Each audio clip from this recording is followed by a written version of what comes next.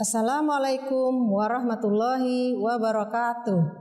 Selamat datang para peserta pelatihan Technological Andragogical Content Knowledge. Bapak Ibu para peserta pelatihan yang saya hormati. Sajian kita pada hari ini adalah Andragogical Knowledge. Ada beberapa pokok bahasan yang kita bahas pada hari ini. Pokok bahasan pertama meliputi 1. Pengertian, 2. Prinsip-prinsip belajar orang dewasa. Yang ketiga, bagaimana orang dewasa itu belajar. Yang keempat, karakteristik belajar orang dewasa. Yang kelima, pendekatan belajar orang dewasa. Yang keenam, strategi belajar orang dewasa. Nah, Bapak dan Ibu peserta pelatihan ini tentu saja bertujuan Bapak dan Ibu mengetahui dan memahami pokok bahasan yang sudah disebutkan sebentar ini. Dimulai dari yang pertama, pengertian pendidikan orang dewasa. Malcolm Knowles di tahun 1980 mendefinisikan bahwa andragogi itu adalah seni dan ilmu membelajarkan orang dewasa. Kalau ahli lain mengatakan Rivers, Fansler, dan Hall bahwa pendidikan orang dewasa adalah upaya yang dilakukan oleh individu dalam rangka pengembangan diri yang dilakukan tanpa paksaan. Nah, Bapak dan Ibu sekalian, itu pendapat para ahli. Barangkali Bapak dan Ibu memiliki pendapat tentang pendidikan orang dewasa yang Bapak Ibu ketahui selama ini. Iya. Silahkan Bapak dan Ibu. Ya, bagus sekali. Jika kita lihat, ada lagi definisi yang diungkapkan oleh ahli lain. Ahli tersebut, Brandgate, itu mendefinisikan bahwa andragogi itu merupakan seni dan ilmu bagaimana membantu orang dewasa belajar. Bapak dan Ibu, pendidikan orang dewasa juga diungkap oleh UNESCO. Nah, UNESCO dalam hal ini menyatakan bahwa pendidikan orang dewasa itu adalah sebuah proses pendidikan yang terorganisir. Apanya yang terorganisir? Nah, isinya, metode, dan tingkatannya. Apakah itu dilaksanakan secara formal maupun secara non-formal.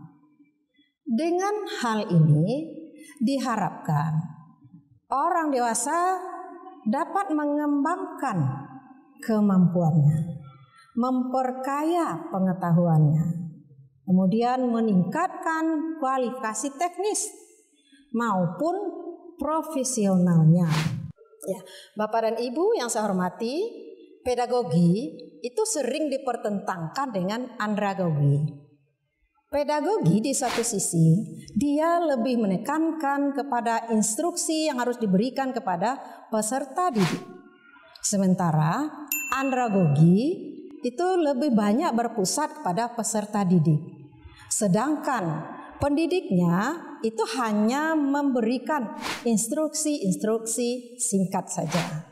Berikutnya kita akan melihat prinsip belajar orang dewasa.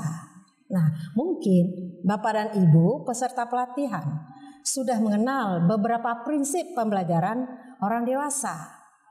Nah, sekarang kita akan melihat prinsip tersebut. Nah, prinsip yang pertama adalah masalahnya minat. Orang dewasa itu biasanya lebih berminat mempelajari hal-hal yang berkaitan secara langsung dengan kejadian kehidupan mereka. Misalnya, itu yang terkait dengan mata pencaharian. Sehingga jika pelajaran itu berhubungan dengan mata pencaharian, maka minat belajar orang dewasa itu akan lebih baik. Sedangkan yang lain itu adalah masalahnya pengalaman.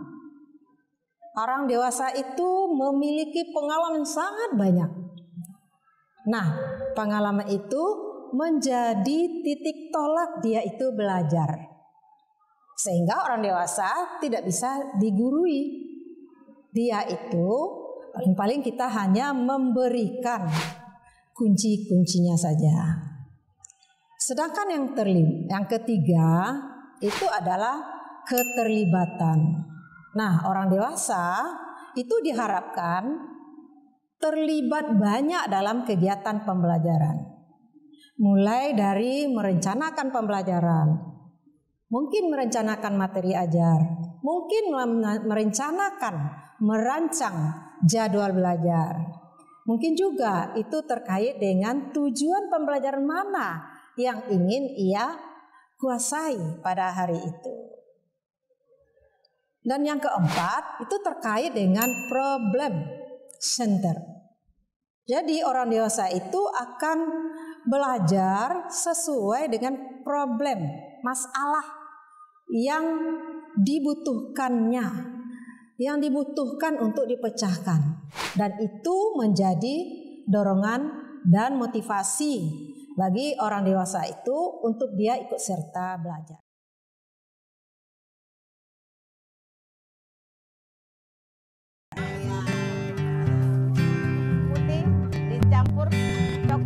Siapa ya? Boleh ini tulis siapa? Di siapa balina bayo ya? 6.004. Nasa bunapa di 6.004 berarti satu biji berapa? 1.500. Bisa tulis 1.500 sudah bisa di. Kau? Inilah yang dilakukan Darmina Daraba setiap 3 hari dalam seminggu, menampilkan keahliannya dalam memasak. Aneka menu-menu unik ia sajikan ke berbagai desa di Goa, Sulawesi Selatan. Namun, membagi ilmu masak bukanlah tujuan utamanya. Masak menjadi pendekatan Darmina untuk mengajak para warga untuk belajar membaca dan menulis. Saya umpamanya datang di sini, yuk kita membaca dan menulis. Aduh, saya mau kemana lagi, Bu? Anak saya, cucu saya aja. Saya tidak tahu tidak apa-apa. Tapi kalau saya bantu dengan begitu, itu sudah jelas itu keterampilan, senang. Nah, coba lihat saja tadi. Tidak ada yang panggil kan, satu persatu datang karena dia lihat, oh aneh, lucu, baru. Menurut Badan Pusat Statistik, di Sulawesi Selatan, wanita dewasa di atas 45 tahun yang masih buta aksara mencapai 23,73%. Hal ini yang mendorong Darmina memutuskan pensiun awal dari profesinya sebagai guru yang dijalaninya selama 30 tahun. Darmina ingin memberantas buta aksara di tanah kelahirannya, Sulawesi Selatan. Sampai saya tergugah hati saya pensiun dini waktu itu untuk keluar ke pendidikan luar sekolah. Kalau saya di dalam terus kayaknya terlalu kecil saya punya lingkup. Nah, kalau ini kan saya bisa kemana, naik ke Barombong, ke Permandian, kemana. Di mana ada saya punya waktu, saya jalan. Sejak pensiun dini sebagai guru tahun 2004, ia mendirikan Pusat Kegiatan Belajar Masyarakat Sandika. Kegiatannya rutin mengunjungi perkampungan miskin untuk mengajar menulis dan membaca.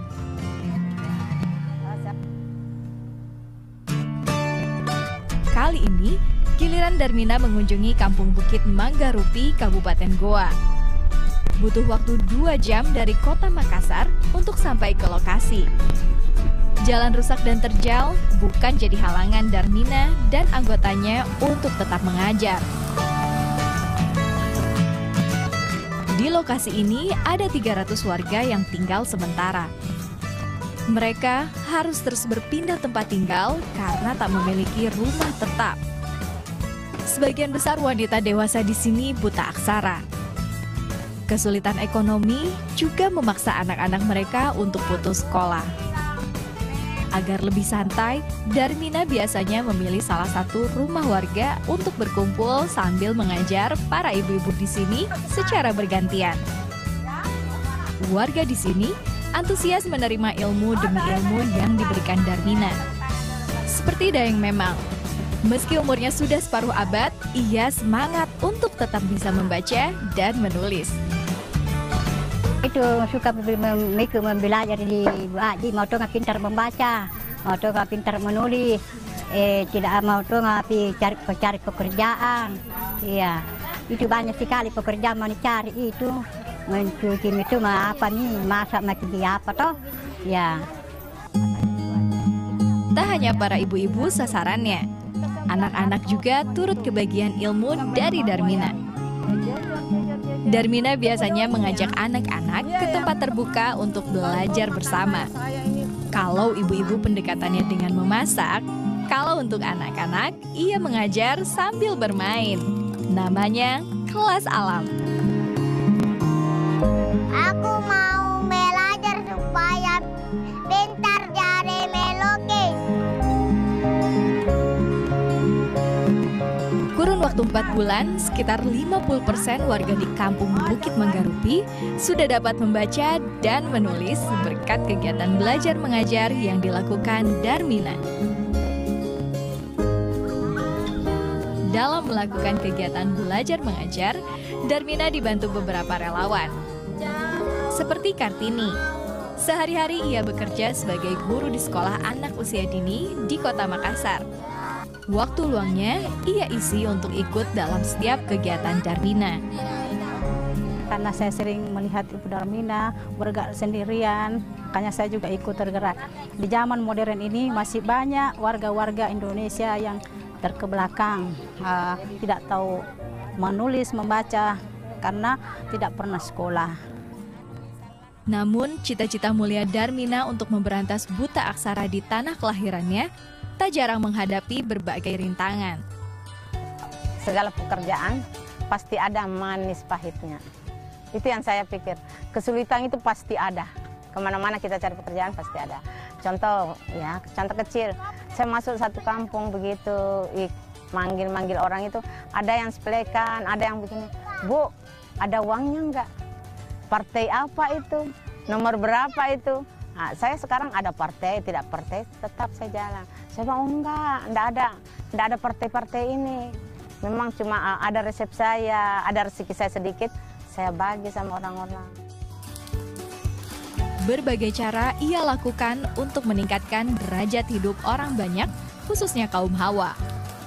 Tak hanya mengajar pada orang tua, namun mulai dari anak-anak ia persiapkan untuk mendapat pendidikan yang layak. Selain pergi ke kampung-kampung, Darmina juga membina taman kanak-kanak di dekat rumahnya di Somba Opu, Goa, Sulawesi Selatan.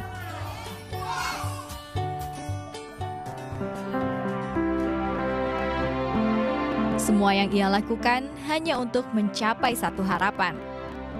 Kaum wanita bisa berdiri dengan kakinya sendiri. Kita harus perempuan, harus kuat. Baginya tak ada kata terlambat untuk mulai dan terus belajar. Jangan selalu mau berdiri di kaki orang lain.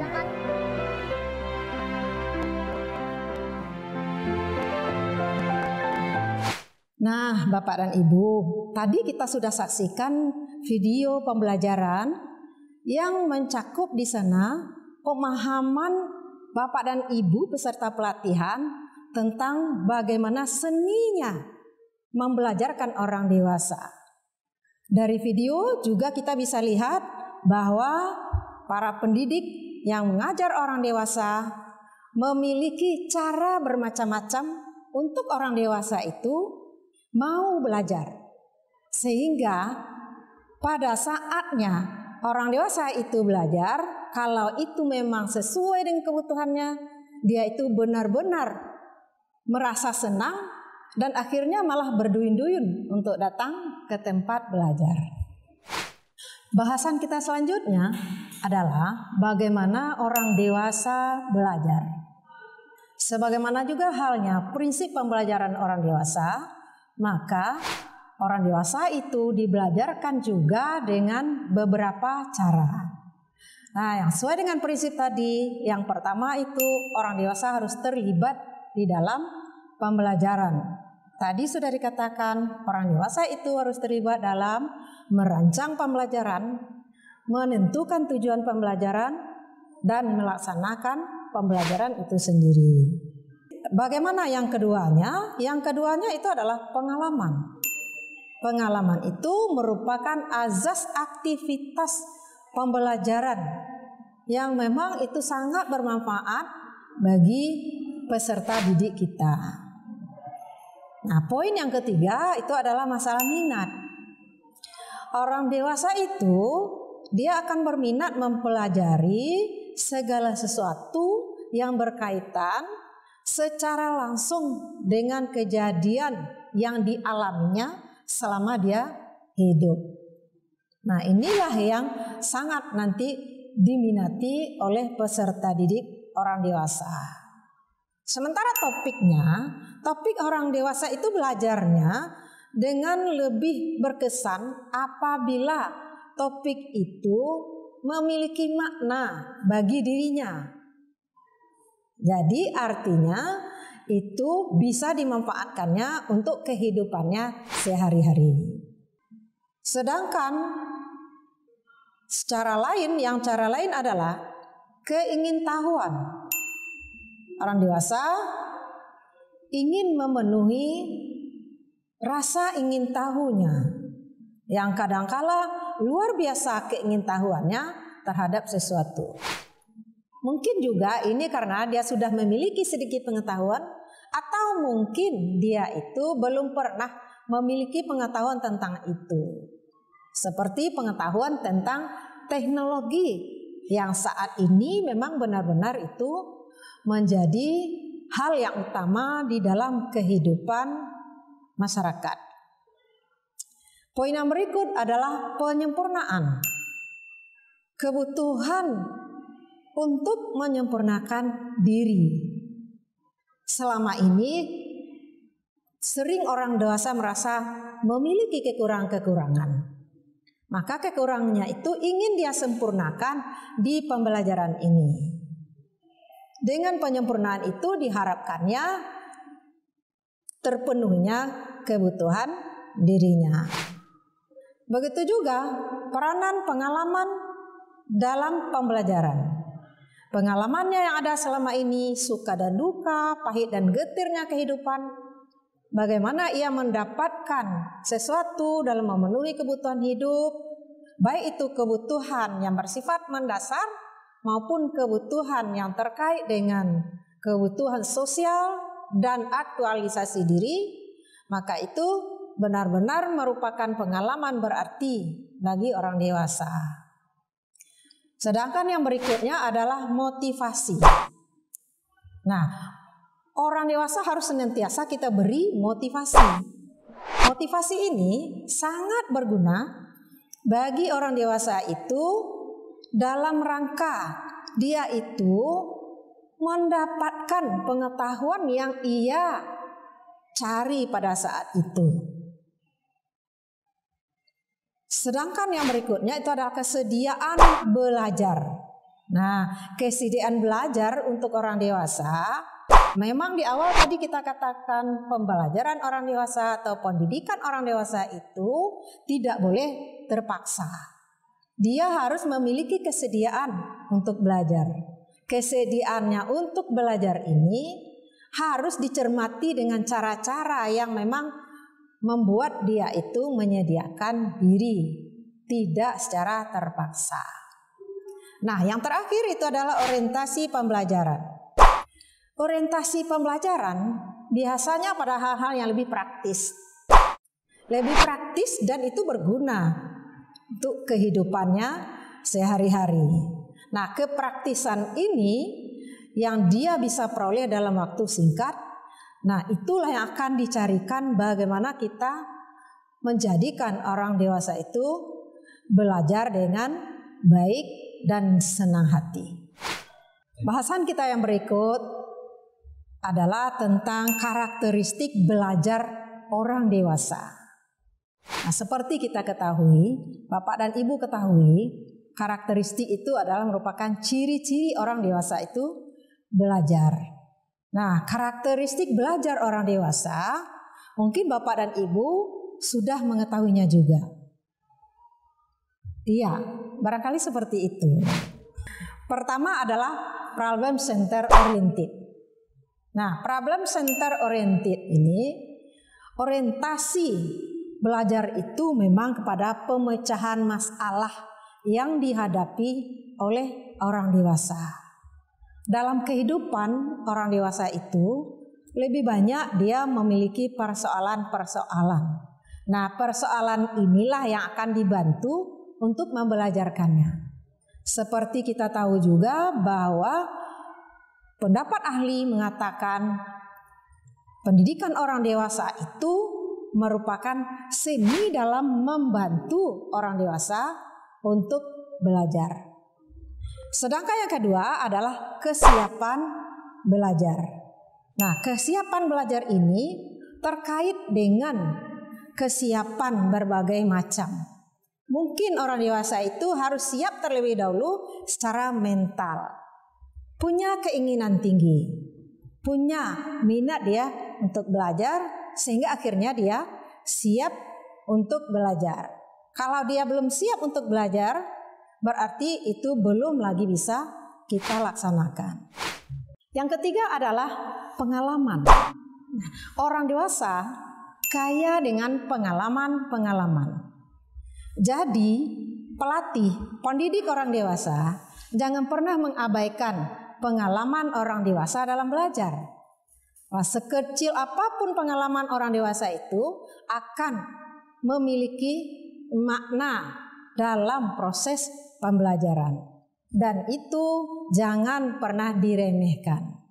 Nah, yang terakhir adalah konsep diri. Setiap orang itu memiliki konsep diri berbeda-beda. Nah, konsep diri yang berbeda-beda ini harus diketahui oleh instruktur, pelatih orang dewasa. Karena jika konsep dirinya akan hilang atau akan merasa diremehkan, dicuekin, maka dia itu tentu saja tidak akan mau ikut di dalam pembelajaran.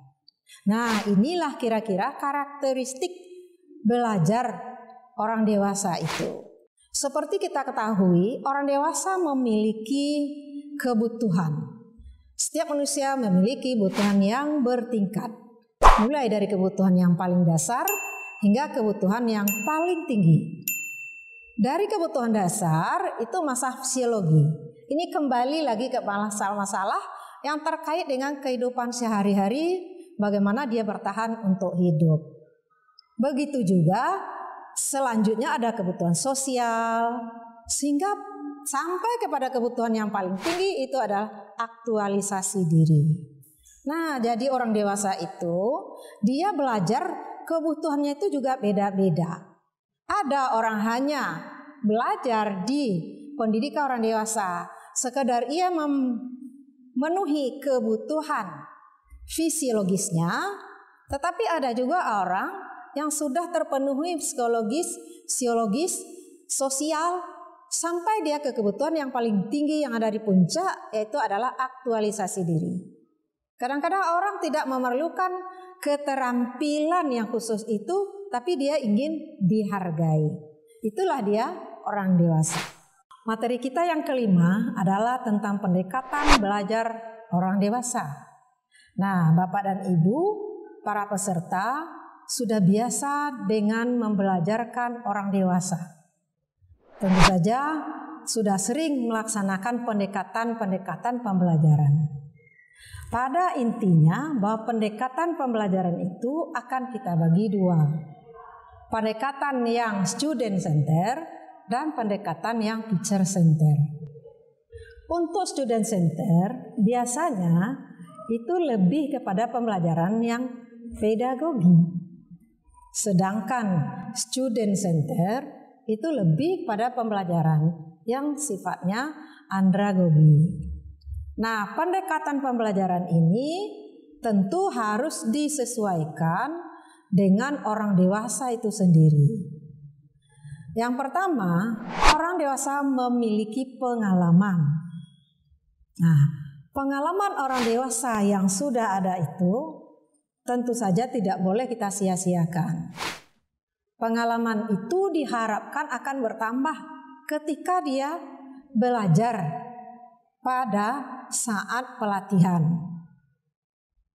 Lalu yang kedua, kesiapan untuk belajar. Bagaimana orang dewasa itu siap untuk belajar itu? Pendekatannya apa? Tentu saja tidak mungkin kita mencurahkan atau memberikan materi panjang-panjang, sementara orang dewasa itu dia tuh tidak siap dengan menerima materi yang seperti itu.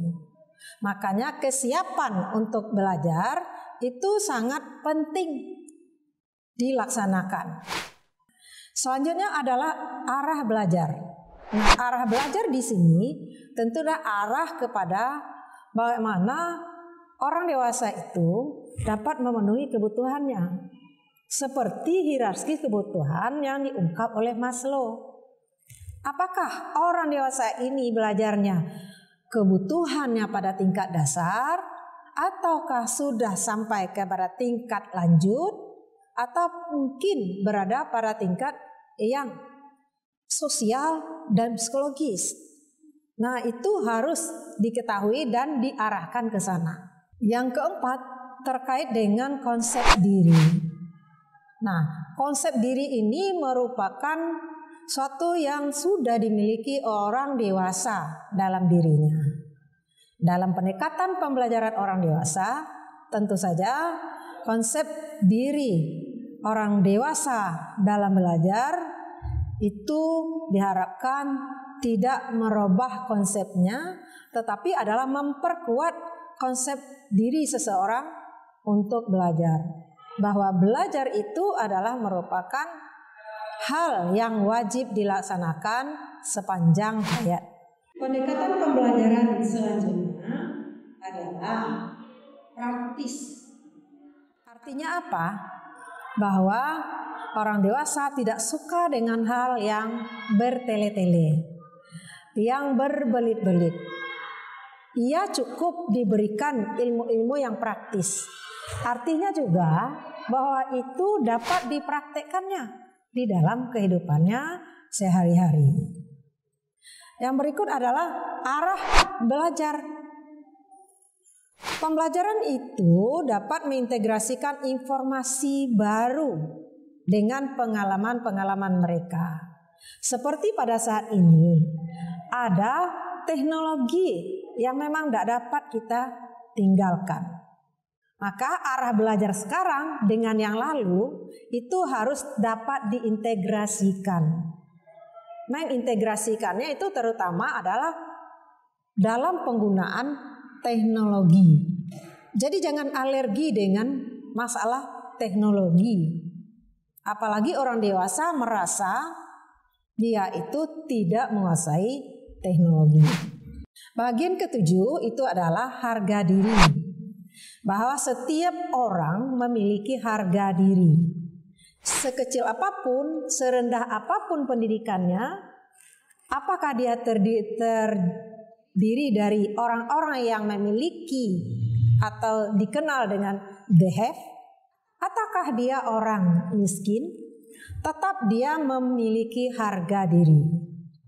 Jadi, dalam belajar orang dewasa, tentu saja tidak boleh kita meremehkan atau menganggap rendah orang-orang yang kita katakan mungkin tidak memiliki sesuatu, mungkin juga dia tidak sekolah formalnya tidak tamat, atau mungkin mereka tidak memiliki harta kekayaan. Dan yang terakhir adalah masalah perhatian. Perhatian harus ditunjukkan kepada setiap orang yang belajar itu. Tetapi jangan pernah perhatian itu hanya untuk seseorang.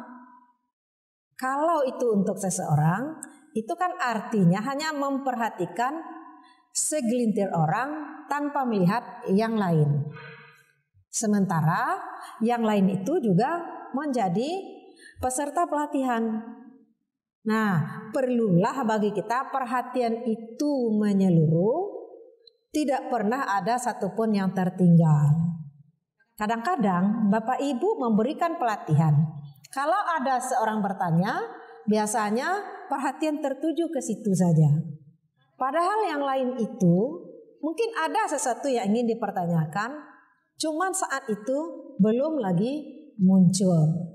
Nah, itu yang harus diusahakan. Bagaimana pendekatan yang harus dilakukan sehingga perhatian kita yang kita berikan itu sanggup memunculkan apa-apa yang harus ditanyakan, apa-apa yang harus diketahui oleh peserta itu. Yang terakhir, pembahasan kita adalah tentang strategi pembelajaran orang dewasa.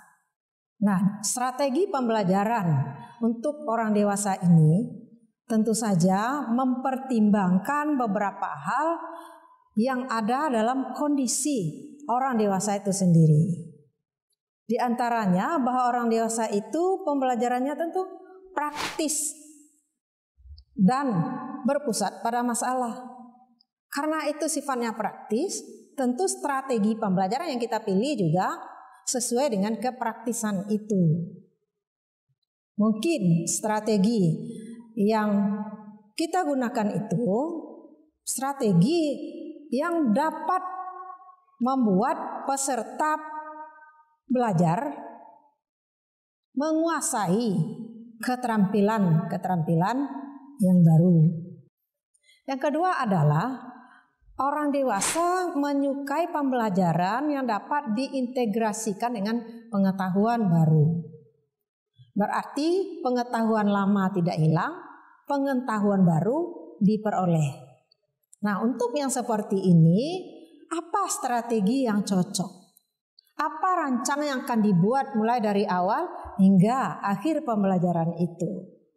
Nah, mungkin rancangan inilah yang akan dipikirkan dan harus disesuaikan dengan apa yang kita katakan dengan permasalahan dari orang dewasa. Begitu juga orang dewasa menyukai pembelajaran yang dapat meningkatkan harga diri.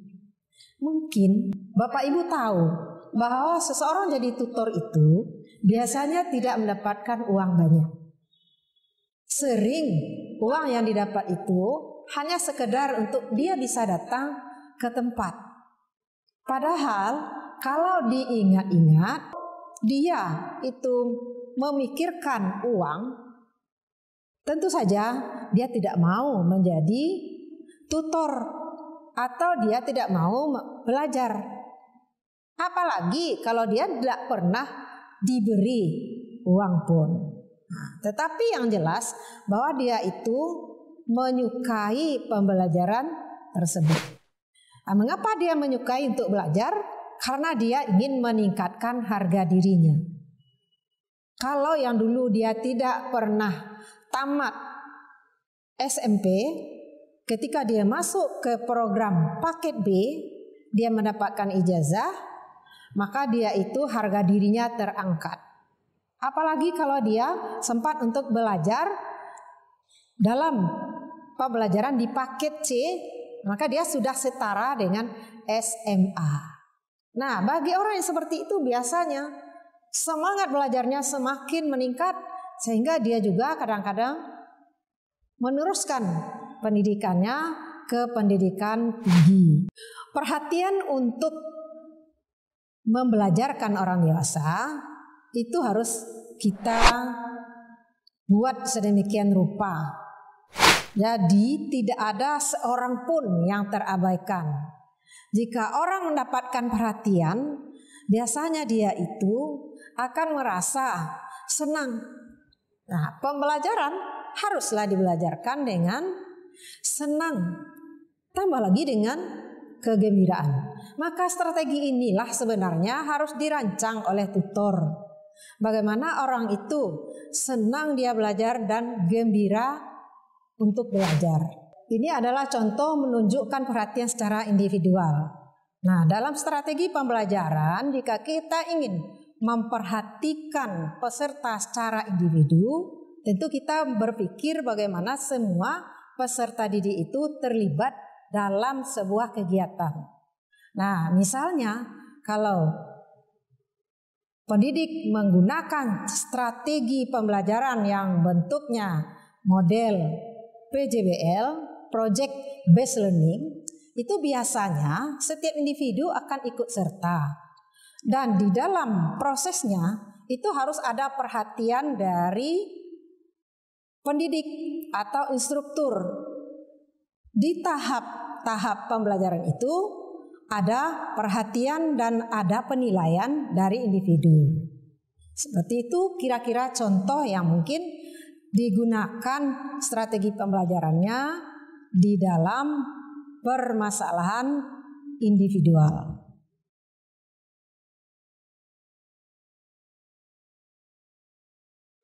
Bapak Ibu yang saya hormati, kita sampai pada sesi yang terakhir, yaitu kesimpulan. Nah, silahkan Bapak Ibu siapa yang ingin menyimpulkan pembelajaran kita pada hari ini? Ya, terima kasih. Masih ada Bapak Ibu yang lainnya? Ya, terima kasih. Jadi Bapak Ibu, kita sudah mempelajari pada hari ini mulai dari pengertian belajar orang dewasa hingga prinsip-prinsip pembelajaran orang dewasa, kemudian bagaimana orang dewasa itu belajar, lalu pendekatan apa yang dapat kita lakukan, dan strategi apa yang dapat kita gunakan di dalam pembelajaran orang dewasa itu. Semoga pembelajaran kali ini banyak membawa manfaat untuk Bapak dan Ibu semuanya. Dan semoga juga Bapak dan Ibu dapat mempraktikkan hal-hal yang pada hari ini sudah kita bicarakan. Dan Bapak dan Ibu, terima kasih banyak. Sampai berjumpa di lain kesempatan. Assalamualaikum warahmatullahi wabarakatuh. Bapak dan Ibu sekalian, jika masih ada yang ingin dipertanyakan, silakan menuliskannya di kolom komentar di bawah ini.